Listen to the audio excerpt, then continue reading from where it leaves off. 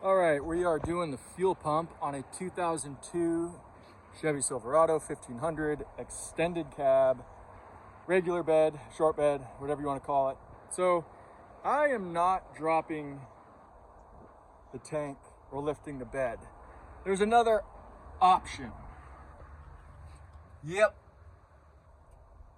Yeah, I did it.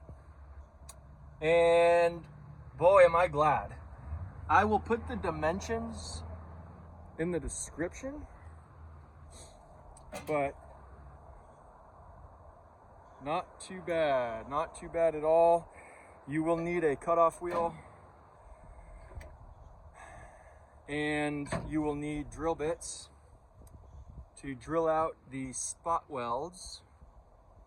There's a couple, there's two in the back, and then there was one right here that I didn't get perfectly in the center.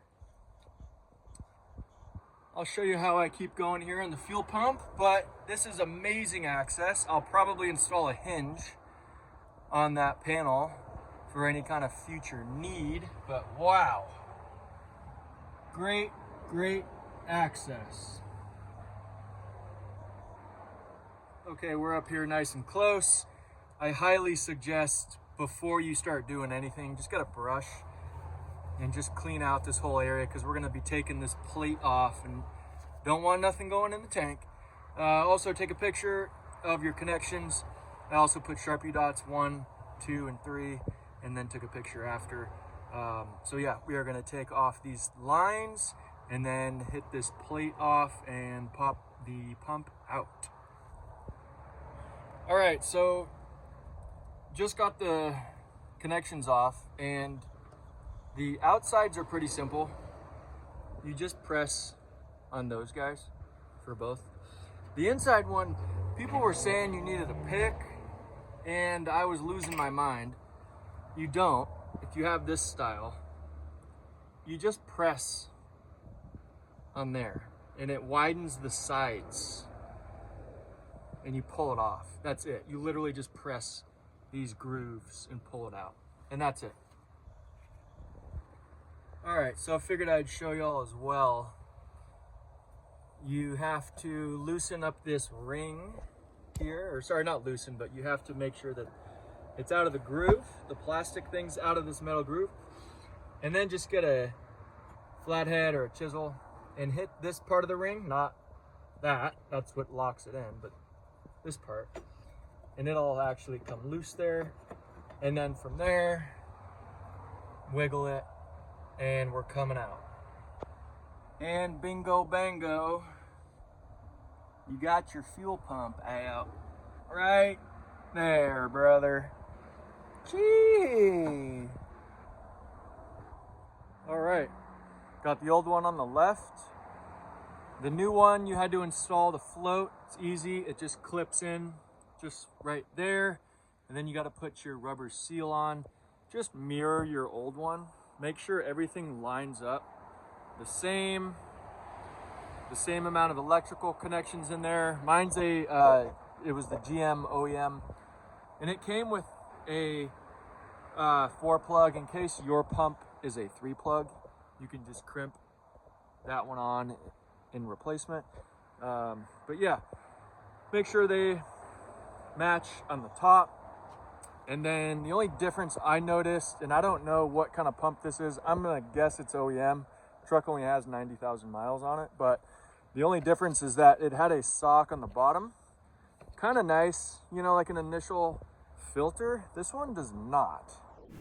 So this actually does have a filter. It's just internal to the assembly. I did not realize that at the time, but that sock on the other one is actually just inside this one. And I couldn't figure out a way to put the sock onto this one. So, I don't know, kind of a bummer. It's nice having a first line of defense sock here just to catch, you know, any kind of bulk stuff that really is in the tank. I just saw it. So, other than that, I'm gonna throw it on in and see you at the next step. Okay, well, something I have not heard yet. You 100% need a lock ring tool when you're installing this. Simply hitting one side literally does nothing. I'll get one side going and then I'll go hit the other and it'll loosen that other side. So I've been at this for maybe 30 minutes and I'm making zero progress trying to lock it. So I'm gonna have to leave it and get a lock ring tool. Okay, so just a quick update on the install of this tool. It slides in to these grooves and I got a 1/2-inch ratchet, but that's what it needed to really lock in there. I could not do it without that tool. It just wouldn't work.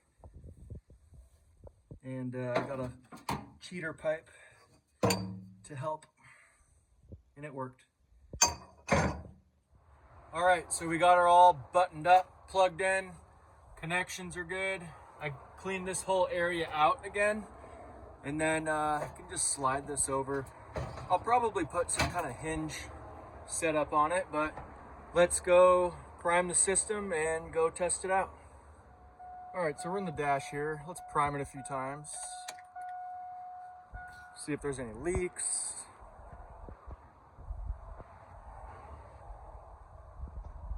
Nothing so far. I'm gonna prime it a few times and then I'm gonna pop the hood and go bleed it out of the test port.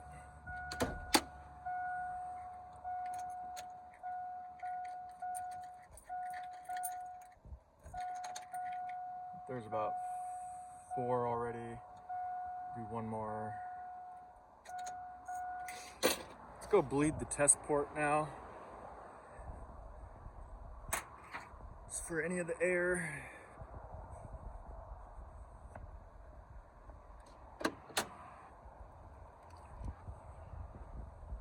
Right here. Fuel's gonna come out, but that's all right.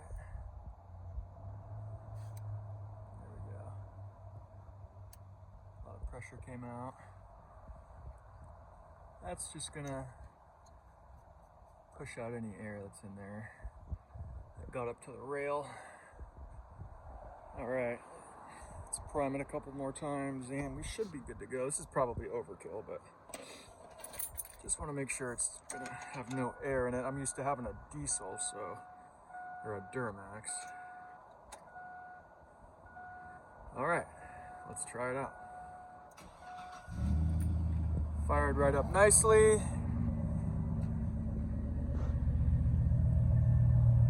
No leaks. I can hear it. No leaks though, so that's good. No codes. All right. That's a wrap. I'm gonna go for a test drive and let you know how it goes. All right, just took her for a nice test drive, hit the highway, got up to 70, and she's going strong. No issues at all. I was having a check engine light for a P0300, I believe it was, multiple misfire. And if I don't start the truck for a couple days, I can definitely feel it missing when it's cold, but the code will go away on its own after a few starts when it's warm, and there's no misfires when it's warm. It's only when it was cold. So I diagnosed it back to a failing fuel pump because it had a bad check valve, like fuel was leaking past, and it was causing hard starts. So we'll see if it fixes it. Okay, so it's a couple days later and I've driven it around a good amount, got up to 70, 75 miles an hour, and no issues at all. I also noticed that there is no more stumbling at cold starts after the truck's been sitting for a day or two. That's really what prompted this project, and now it starts and no more misses or P0300. So I guess this solved it. Thanks for watching.